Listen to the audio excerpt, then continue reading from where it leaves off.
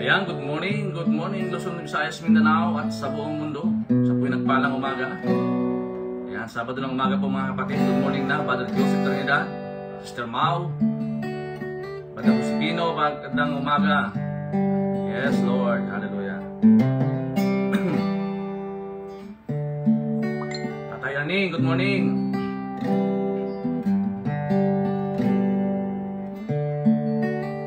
Nga maganda po ang umaga mga kapatid.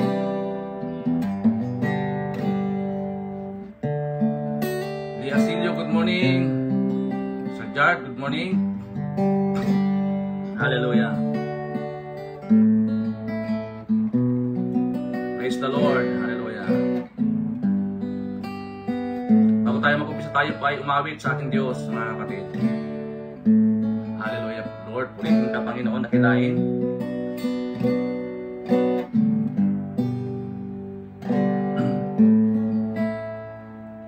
Puso ko'y iyong sinisiyasan. Yes, Lord. Buhay ko'y iyong alam. Ang lahat kong lihim, O Yahweh, ay tiyak mo nga nalalaman. Ang lahat ng aking ginagawa sa'yo ay hindi lingid. Ang lahat kong lihim, O Yahweh, ay tiyak mo nga nababati. Salamat Panginoon, kilala mo ako. Ang lahat ng bagay ay dilingid sa'yo. Salamat Panginoon, tinutuwid mo ako. Ikaw lang ang may alam ng aking patutunguhan. Salamat sa'yo, Panginoon. Salamat Panginoon, kilala mo ako. Ang lahat ng bagay ay dilingid sa'yo. Salamat Panginoon, tinutuwid mo ako. Ikaw lang ang may alam ng aking patutunguhan. Salamat sa'yo, Panginoon. Yes, Lord. Salamat Panginoon, kilala mo ako.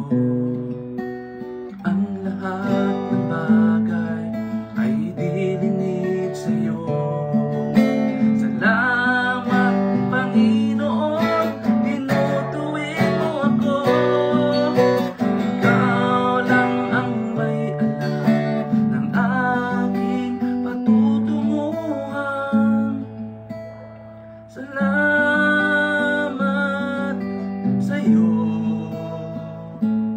Panginoon.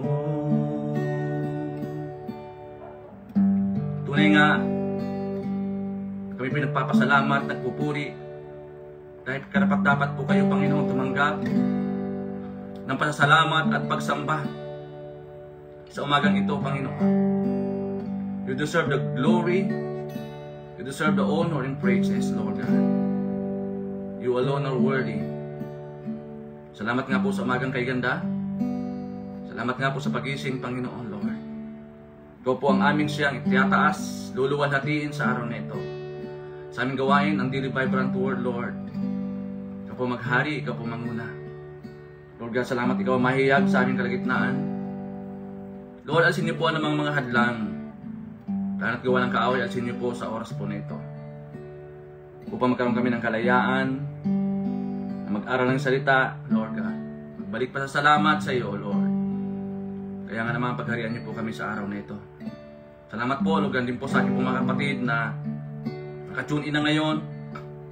Dalangin ko po na sila po ay pagpalain po ninyo, Panginoon, exceedingly and abundantly, O Lord God.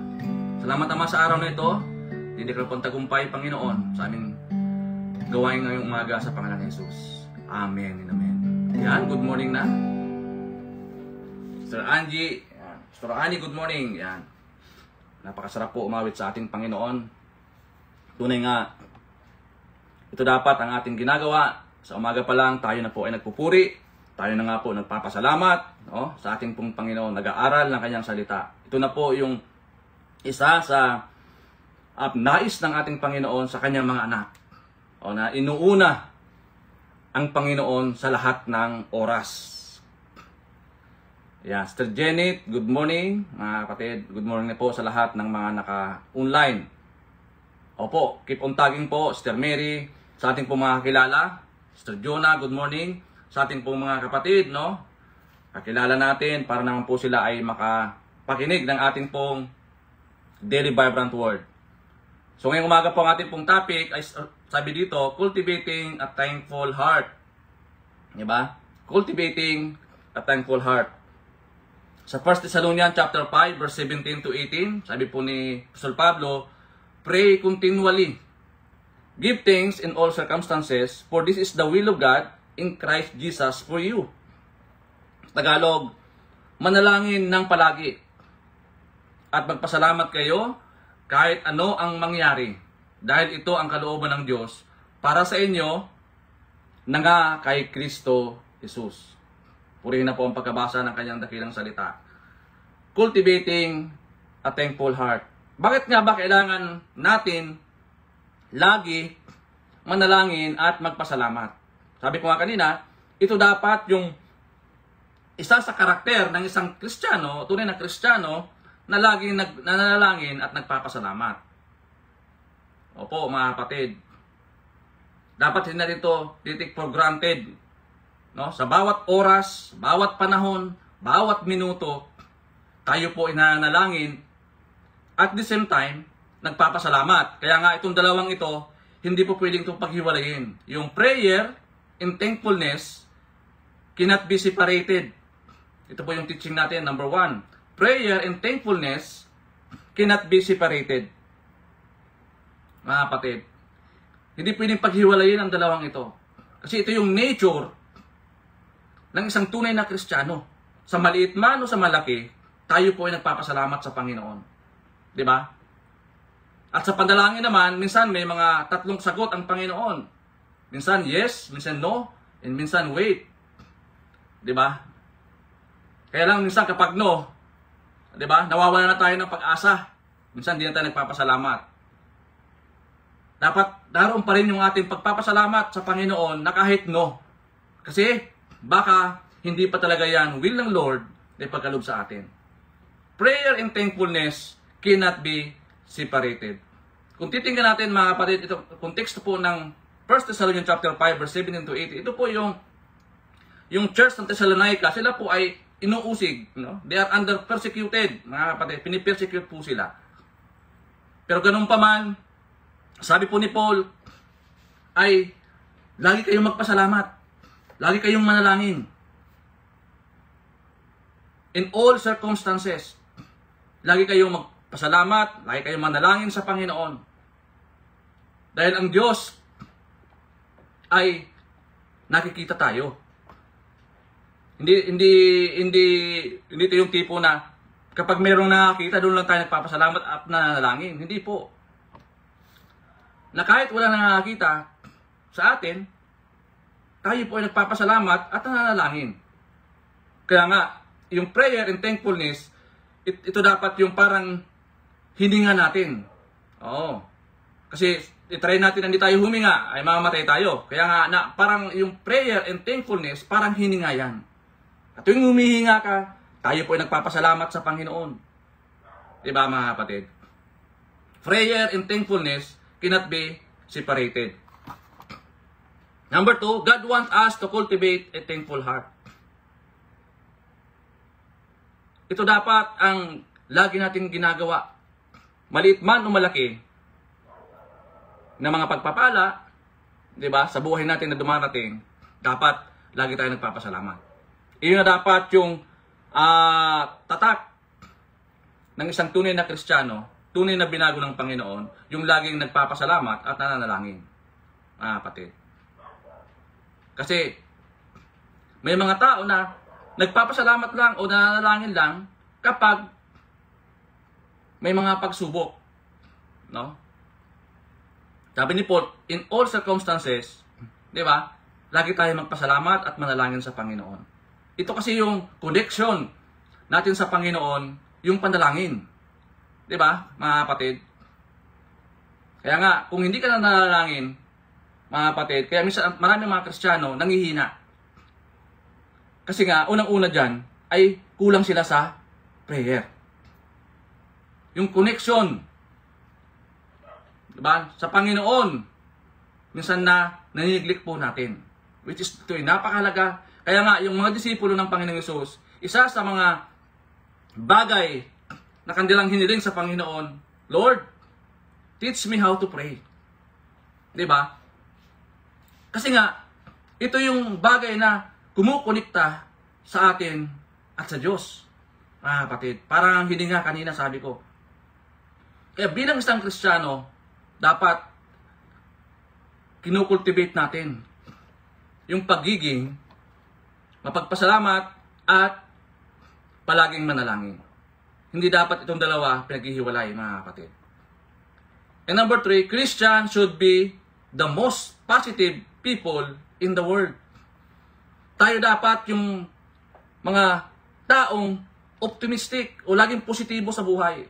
Nakakalungkot, marami pa rin mga Kristiyano na bukang bibig ay puro mga negatibo. Yung mga hindi nakakapagbigay ng encouragement. Diba? Bawat buka ng bibig ay punong-puno ng galit. Bawat buka ng bibig, punong-puno ng sama ng loob. Diba? Kaya sabi dito, Christian should be most positive people in the world. Kaya nga tayo, tinitingnan tayo ng mga tao, ng mga unbelievers. No? Kaya mapapansin natin, kung titingnan natin, na kahit tayo ay maraming problema, pero positibo pa rin tayo. Kasi alam natin, meron tayong Diyos. May tunay na Diyos na nakatingin sa atin, sumusubaybay, at hindi nagsasawang tayo po ay abutin, tulungan, at bigyan ng kalakasan. Yan po. Kaya ang bawat isang Kristiyano, dapat tayo po yung sisimulan. Diba? Dapat nakikita sa atin yung pagiging positibo. Diba, mga kapatid? Yung bawat bigkas mo, bawat buka ng iyong bibig, ay positibo ang lumalabas. Yung nakaka-encourage, nakaka-edify. Lalo na kapag tayo po ay nag-share ng gospel. Diba? Dapat makita sa atin yung gospel. Mga kapatid, no? Sa tuwing po tayo nag-share ng gospel ng Panginoon, pinuportray natin yung buhay ni Kristo sa atin. Dapat nakikita yan sa atin. Kung bungad pa lang natin problema na kagad, o kaya para tayong nabagsakan, di ba? Hindi tayo masaya. Hindi tayo nagpapasalamat, di ba?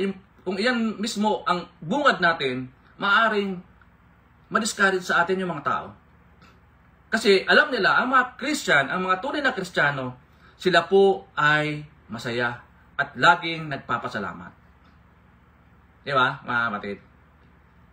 At laging nananalangin.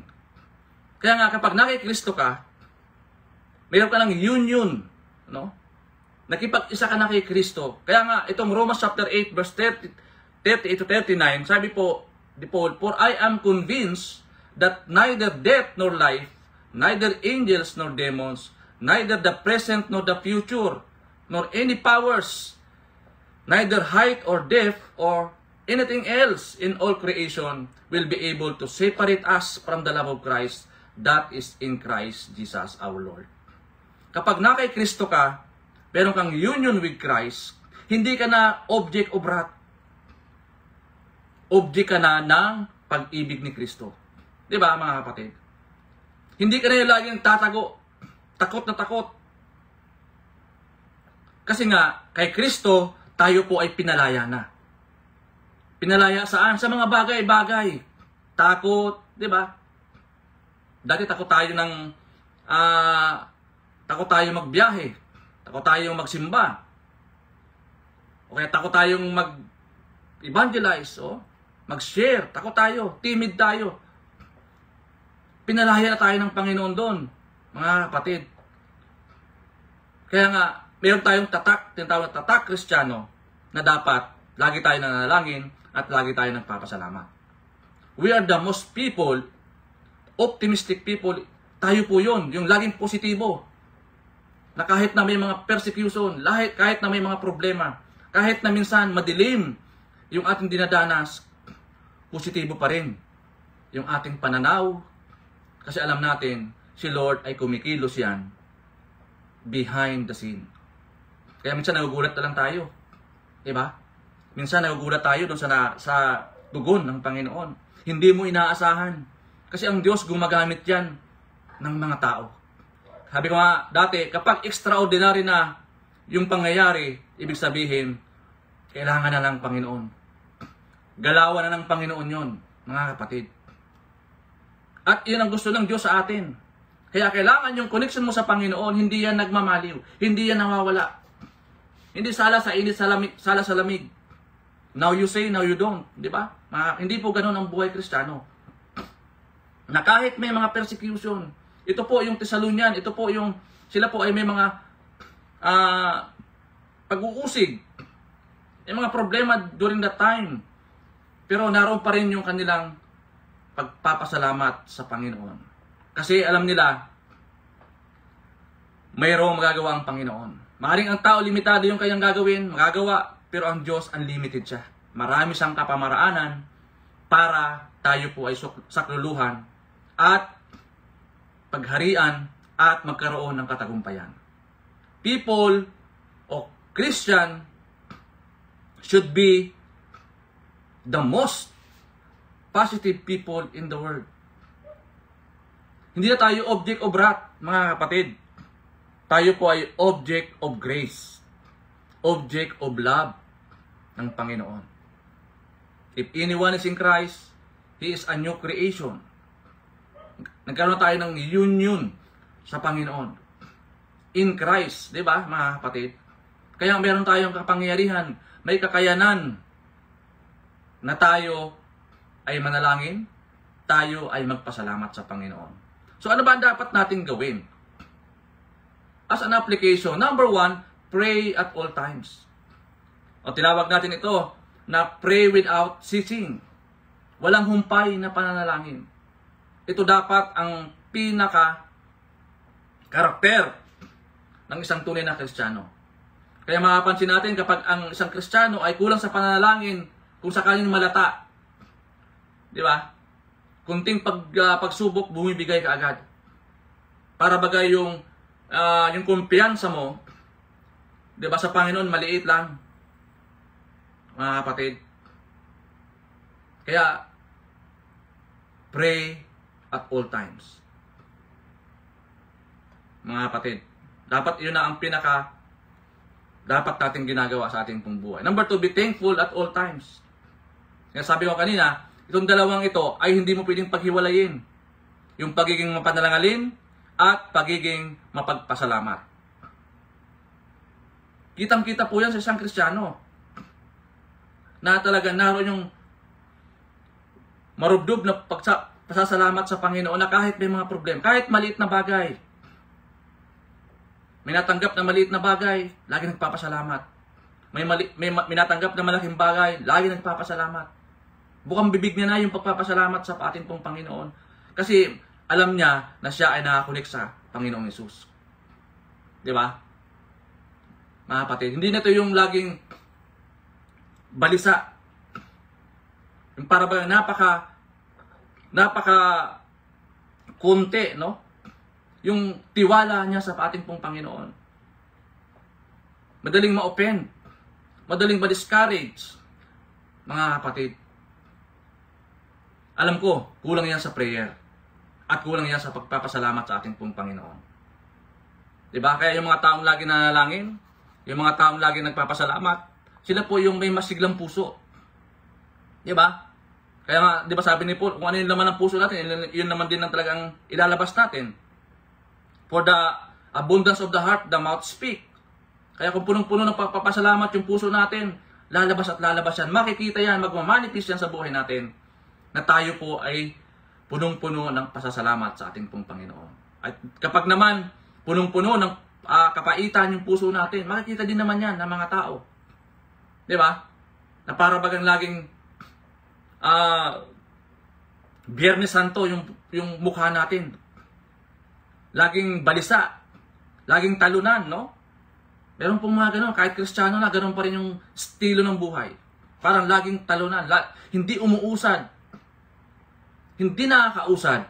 Kasi hindi marunong manalangin at hindi marunong magpasalamat. Diba, mga kapatid? Kaya dapat ito na yung pinaka-ugali natin. No? Sa ating pong buhay, naroon yung marubdob kapananalangin, marubdob na pagpapasalamat. Mga kapatid. Kaya nga yung inawit natin kanina, nagpapasalamat tayo sa Panginoon dahil tayo po ay inahon ng Panginoon. Diba? Niligtas ng Panginoon. Sa kumunoy. Na kahit sa pag-awit, naroon yung rema ng puso natin, naroon yung inuudyok ng puso natin. Lord, salamat. Dahil kami ay kilala po ninyo. Meron kami mga lihim. Pero alam ninyo kung ano ang lihim namin. Lahat ng bagay na babatid mo. Lahat ng bagay na lalaman mo sa amin. Wala nga kaming may tatago, Panginoon. Diba, mga kapatid? Dahil tayo po ay nirescue ng Panginoon. Diba? Tayo po ay inahon ng Panginoon. Dapat lagi tayong nagpapasalamat sa ating Diyos. Be thankful at all times. Number 3, think positive in the light of Christ. Ito na dapat yung isang karakter ng isang tunay na Kristiyano na yung pagiging positibo sa lahat ng oras. Na kahit hindi ayon sa kanyang panlasa, hindi ayon sa kanyang pandinig, hindi ayon sa kanyang pakiramdam, positibo ka pa din. Kasi yung mga unbelievers, tayo po ang tinitingnan niya mga yan. Diba? Tayo po ay kanilang expression. Parang, kaya nga, imitation sila eh. Na-imitate natin sila. Through us, sa pamamagitan po natin, ang laki ho ng impact sa kanila yun. Kasi sa atin nakikita yung pagiging prayerful and thankful natin sa ating pong Panginoon. Kaya minsan kapag tayo po ay nakikipag-usap sa mga unbeliever, nagkakaroon sila ng parang iba ito. No? May something dito sa taong ito. Iyon po ang dapat nilang maranasan natin. Iyon dapat ang makita nila sa atin. Na hindi yung kapag tayo nakita nila, sila po ay nadi-discourage na. Umaayaw na. Ay, ina naman si brother. Bukang bibigyan ganito. Pero yung ginagawa niya, hindi naman katulad nito. Diba? May mga ganun eh. Mga kapatid. Kaya nga sabi ni Paul, imitate me as I imitate Christ. Follow me as I follow Christ. Diba? Kapatid, napakalaga na magkaroon tayo ng magandang testimony. Magandang ehemplo. Diba? Sa ating pong mga kapatid. Sa ating pong mga katrabaho, kakilala, kaklase. Ang laki ho ng impact niyan, mga kapatid. Na hindi dapat nakukompromiso na maraming mga Kristiyano kapag nasagipitan na o kaya may mga pagsubok, minsan didinay natin ang ating pong Panginoon. Natatakot tayo malaman nila na Kristiyano tayo. Natatakot tayo na malaman nila na tayo binago na ni Kristo. Tinatago natin. Nakakalungkot po yun, mga kapatid. Na si Paul kahit nasa po nasa kulungan, ganun pa rin yung kanyang prinsipyo, yung bukang bibig niya, may palaganap yung ebanghelyo ng kaligtasan. At si Jesus, di ba? Na kahit sa kanyang kamatayan, tayo pa rin ang kanyang inalaala. Napakahalaga mga kapatid, na tayo po ay magsulit, magbalik loob, magbalik ng pasasalamat sa ating pong Panginoon at all times. Mga kapatid, pray at all times. Be thankful at all times. Be positive at all times. Yun dapat ang ating ginagawa, hangarin sa ating pong buhay, mga kapatid. So, as a question to consider, sabi dito, why should we be thankful at all times? Bakit na ba dapat tayo laging magpasalamat sa lahat ng pagkakataon? Dahil iyan po ang kalooban ng ating pong Panginoon. Iyan po ang gusto ng Panginoong Hesus sa atin, na tayo po ay laging magpasalamat sa lahat ng pagkakataon. Hallelujah. Kaya minsan kasi naniliglik natin, lalo na kapag may mga blessing na tayong nararanasan, malaking blessing, minsan nakakalimutan natin magpasalamat sa Panginoon. Di ba? Kaya marami mga Kristiyano, hindi lumalago eh. Kasi pag pinagpala, doon lang magpapakita.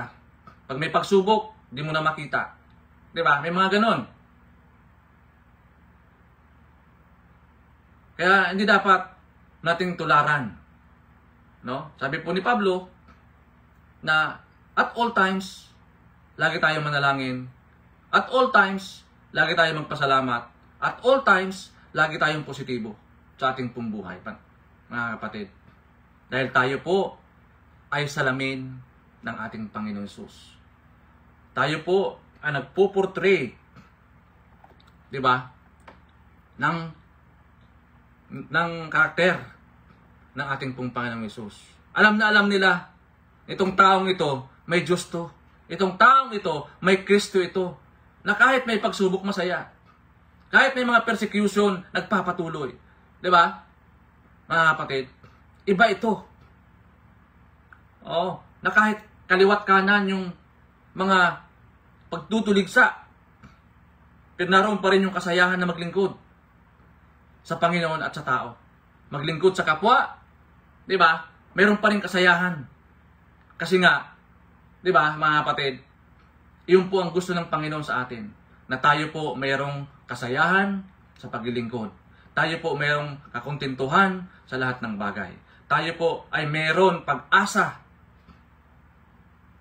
sa ating pong buhay, mga kapatid. So, kailangan natin laging manalangin at laging magpasalamat at laging positibo sa lahat ng pagkakataon. Ayan, purihin ng Diyos sa atin, sa ating lahat, sa 25 viewers po natin. Good morning, Sister Aster. Good morning, Brother Dennis. Yan. Purihin po ang ating Diyos sa araw na ito, sa kanyang salita. Yan. At sa oras po ito, mga kapatid, salamat po sa biyaya ng Panginoon. Salamat po sa pag-ibig ng Diyos. Alam mo po, tayo po ay now, hindi na po tayo object of wrath. Tayo na po ay object of love. Object of grace. Mga kapatid, kaya tayo po ay privilege, set apart. Diba? Tayo po ay nag-claim, mga kapatid, that sabi po ng Romans chapter 8 verse 39, diba? Walang makapag-separate sa atin from the love of Christ through our Lord Jesus Christ. Ito po yung union natin sa ating pong Panginoon. Ito po yung ating pinanghahawakan, na walang sino man ang makapaghihiwalay sa atin sa Panginoon. Ayun, purihin po ang Diyos sa araw na ito, mga kapatid. Sister Mau, good morning. Father Rinaldo Angeles, good morning. Yan. At sa oras po na ito, mga kapatid, hayaan natin ang Diyos ay kumilos sa atin sa araw na ito. Umpisa natin Maganda po dahil naumpisa natin sa pagpapasalamat, pananalangin, pagpupuri, pag-aaral ng kanyang dakilang salita sa umaga pa lang. Diba? At kapag tayo po ay nasa labas na, may mga trabaho na, meron tayong sandata. Punong-puno tayo ng pagpapala, punong-puno tayo ng salita ng Diyos, promises ng Panginoon, na kahit anong mga problema dumating, kahit anong mga persecution dumating, may panlaban po tayo, mga kapatid. Yun po rin po ang Diyos sa araw na ito at aking pong panalangin, mga kapatid, sa ating mga kapatid na nagdaraos ng birthday. Yan, shout out po sa ating mga kapatid na nagdidiwa ng kanilang mga birthday ngayon, noon din sa wedding anniversary. Okay? Ating pong binabati po sila ng happy birthday and happy anniversaries po sa inyo. At kung sino man po ngayon nakakaranas ng mga anxieties, ng mga depression, or sakit karamdaman, Lord, pinagkakatiwala po namin sa iyo magpalang kamay ang kanilang mga buhay, Panginoon.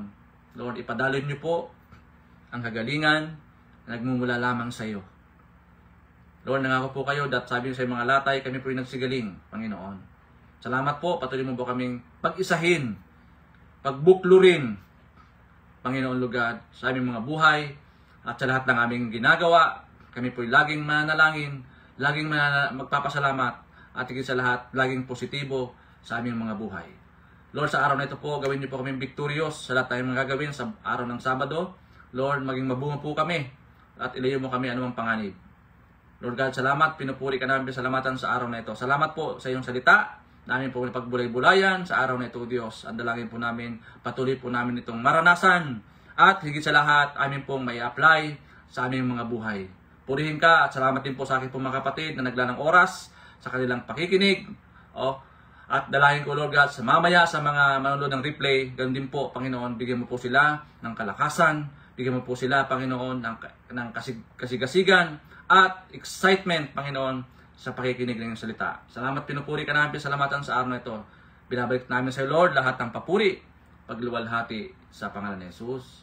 Amen and amen. Yan po, maraming pong salamat mga kapatid.